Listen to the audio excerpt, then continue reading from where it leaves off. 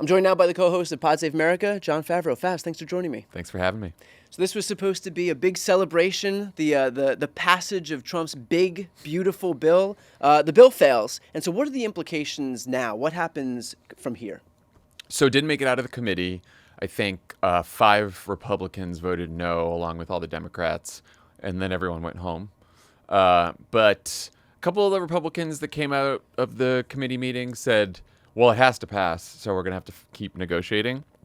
But basically, they voted it down because Chip Roy, one of the House members from Texas, and some other hardliners in the conference accurately pointed out that this bill is going to increase the deficit by trillions of dollars. So to the extent that Mike Johnson gets their votes and gets them to yes, it means the bill's going to get worse from our perspective, because they're going to have to either make deeper cuts to programs like Medicaid and food assistance, or their other option is to pare back some of the tax cuts, which I don't see. We couldn't possibly do that. Well, if they do opt for the former, which is deeper cuts to programs like Medicaid and food stamps, doesn't that make it even more politically risky for them? I mean, already the prospect of cutting $880 billion from Medicaid and $230 billion from food stamps is a massive political liability.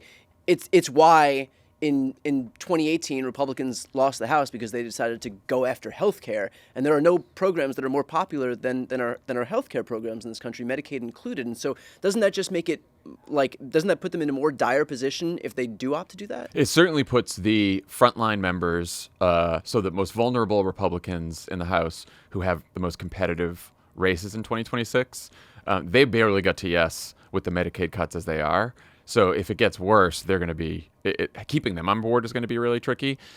Just to give you a preview of what they might do, right now this work requirement on Medicaid is supposed to take effect in 2029. And, the Congressional Budget Office said 8.6 million people will lose their health care because of this.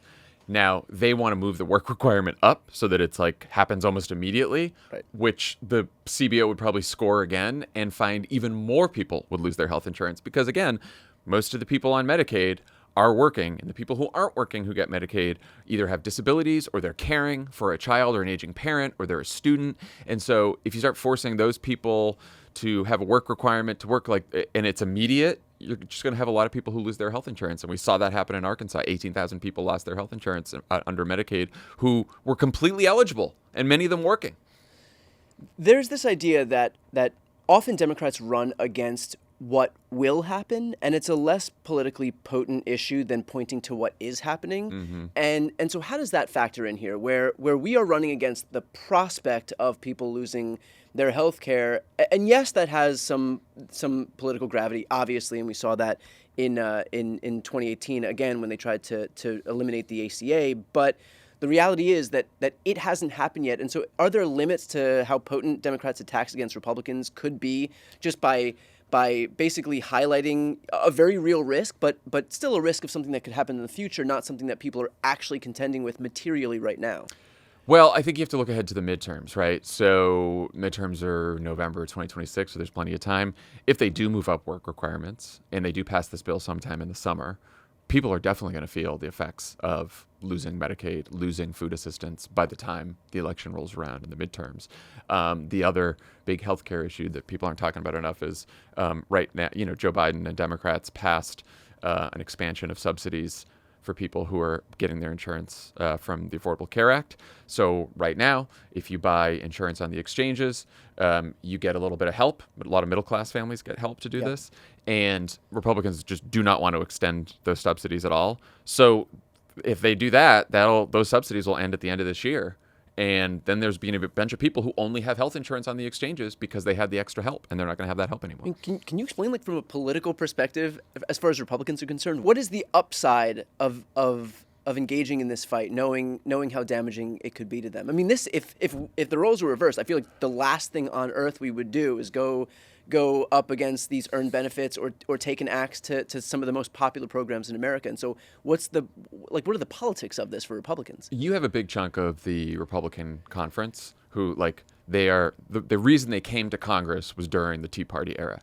And so what they dislike more than anything is government spending. Yeah. And especially, and you know, they are and their own constituents are survived. right. And well, then you have a section of the Republican Party, like the Josh Hawleys of the world, who are like, you know what, we actually do realize that most of our constituents are on Medicaid or benefit from the ACA subsidies, and so we don't want to touch those things. But a good chunk of the caucus is still Tea Party people. Yeah. With that said, the Tea Party people obviously are ones to engage in all of this bad faith politicking, and we've not seen something as we've not seen outrage as manufactured as we're seeing right now as it relates to this whole James Comey thing. And so James Comey posts 86-47. 86 means to get rid of. James Comey certainly not the first person in the world to want to get rid of Donald Trump as the 47th president. And so now they're engaging in this whole effort to pretend that James Comey is talking about assassinating Donald Trump. And Kash Patel announced that the FBI would be cooperating in any investigation that's carried out by the Secret Service. And so can I have your general reaction to, like, I feel like it's been a minute since we've been in a full manufactured outrage cycle, and yet that's exactly what we're in right now. Well, first of all, I'd say I don't think anyone's excited when James Comey pops up into the public eye. That's like the funniest thing is, like, they attack James Comey as if he's some he's not one of ours. As if he's like as if they've got one, as if they picked one off on the left. So I think every time he pops up to tweet or post something, I always think it's a little kooky. I'm like, we don't need James Comey. But here's the thing: there was all this merch. You could still buy it that was 8646, which was Joe Biden's number, right?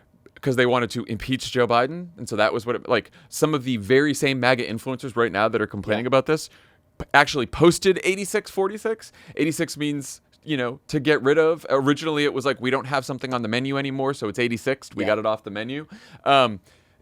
The hysteria over this from the right is so fucking absurd. Like, no one has done more in this country over the last decade to incite political violence than Donald fucking Trump and most of his supporters. He posted during the campaign like a truck that on the back of the truck had a picture of Joe Biden bound and gagged in the back of a car. Yeah. He posted what are we talking about? Of him holding a bat to Alvin Bragg. And the difference now is, though, it's not just a hysteria online and on Fox and everything. Now you've got Tulsi Gabbard, the director of national intelligence, saying that he should be arrested. Elise Stefanik said that he should be arrested. They want to investigate him now. I mean, like, fine. A judge is going to laugh this out of court if they ever get that far. And they're just, at this point, they are looking. This is the same thing with Ras Baraka, the mayor of Newark, when they arrested him. They are looking for reasons and excuses to arrest Democrats. Right. This is what they want to do because they want to send a message of fear and intimidation and tell people that you should be afraid of speaking out against this administration, because if you speak out against this administration, we could easily construe it into some kind of a threat against the president or a threat against Republicans, and then we'll arrest you. I mean, this is like the first instance of the government truly tamping down on First Amendment free speech rights. Do you think that we've seen ways in which when Americans' like deeply ingrained rights are threatened, that there is a backlash to that? Do you think that this is going to have the desired effect, as far as the Trump administration is concerned, of chilling that kind of speech, chilling criticism against this administration, or the opposite, where people see this happening and they're like, "Fuck that," and push back even harder? I think it's gonna have the opposite effect. Look, I don't think anyone's like going to the mat for James Comey,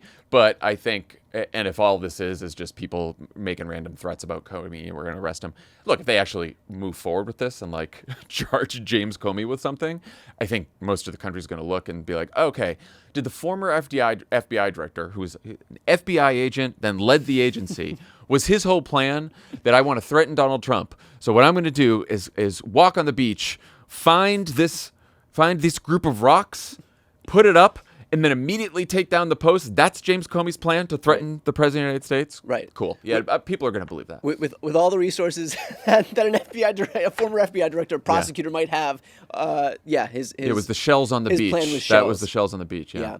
Well, stupider than that is we now have an effort from a Republican congressman to ban porn. I'm sorry, a Republican senator. Who is it? It's Mike Lee. Mike Lee. That's right. Yeah. To ban porn. And so I'm just curious for you now, because I've spoken to Tommy about this, but for you, are you basically compiling everything you can before it goes away. Well, some of my favorites, I'm making sure that they have them, and that they don't take them away. Like, and which would those be? Indiana Bones and the Temple of Poon. Also, I'm a real big fan of Mad Max Furry Load. Is another one that I want to make sure. Gladiator is a classic that I want to make sure they don't come after. I just want to say, when Tommy did these, he was looking at his screen. He's looking at his screen. He was. Right here. And right here. I have to say that both times I've spoken about this, both with you and Tommy, and we'll throw real quick to clip from this moment with Tommy. But it's probably time for you to toss out that Game of Bones DVD that you've been hanging on to. Not my Game of Bones DVD. Your Missionary Impossible Blu-ray. You're shaving Ryan's Privates.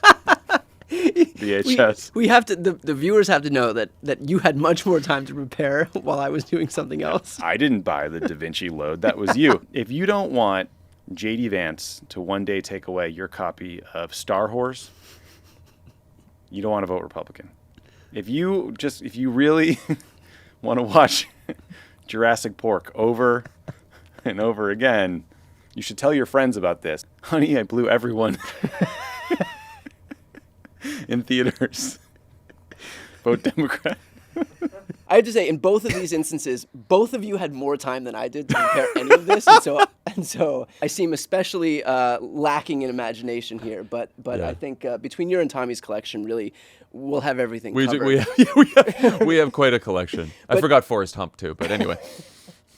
Sorry. I want to talk about the politics of this though. Like when you have something that is so unpopular. I mean, we just talked about healthcare. I don't know what could be more unpopular in terms of taking away than healthcare, but maybe it's porn. Like that might be the only other thing, especially when you have a very tenuous tenuous new faction within your party, which is a majority of like young men, and so it would seem antithetical to your own goals to try and do things that would push them away. But what do you think about the politics of doing something like this? I mean, Mike Lee isn't just an ideologue. He's a politician. He knows that he has to, win elections himself. And yeah, he's going to have an easier time than somebody in a swing state. But like this stuff reflects on his own party too. Yeah, absolutely terrible politics. And it's not going to go anywhere. I bet he doesn't get many sponsors. Because, look, there's a real question out there about age gating, right? Because as kids have easier access to technology at younger ages, like, do we want all of our kids when they are 10, 11 years old, 9 years old to be able to go on a device with a screen and access porn? No, of course not. Then there's a question of like what the mechanism is to make sure that doesn't happen. But just listening to you and Tommy talk about this and reading up on Mike Lee's bill, like how extensive that is, that would be one of the more unpopular things that you'll see if someone pulled that. I'd like to see someone pull that. Yeah. Now they'll probably frame it if it keeps going places as like protecting our kids, but to be clear, a lot of these sites, if they can't age gate, right, then they'll just disappear, right? And the idea that people can't access porn here in 2025. Good luck with that one.